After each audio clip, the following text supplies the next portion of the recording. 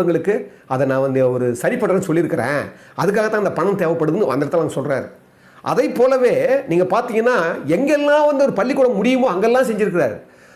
ஒரு முறை எண்ணூரில் திரு TR Ramanna sir வந்து அந்த சொல்கிறாரு, நான் எண்ணூரில் பெரிய இடத்து பெண் பக்கத்தில் எடுத்துகிட்டு இருந்தேன், எம்ஜிஆர் ஷூட்டிங் சொன்ன உடனே அங்கே என்ன பண்ணிட்டாங்க, அங்கே இருந்த அரசு உயர்நிலை பள்ளியை வந்து அன்னைக்கு பசங்க பிள்ளைங்க எல்லாம் வந்துட்டாங்க, லீவே போட்டாங்களாம்.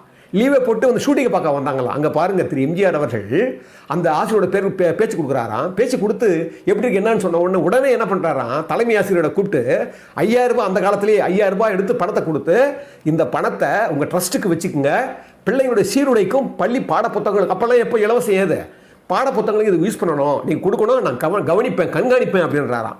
டி ராமண்ணா பதிவு பண்ணுறாரு. எங்கே போனாலும் சொல்கிறாரு, எப்போவுமே கையில் வந்து ஒரு பெட்டி வச்சுருப்பார், பணம் வச்சுருப்பார் கொடுக்கறதுக்காகவே.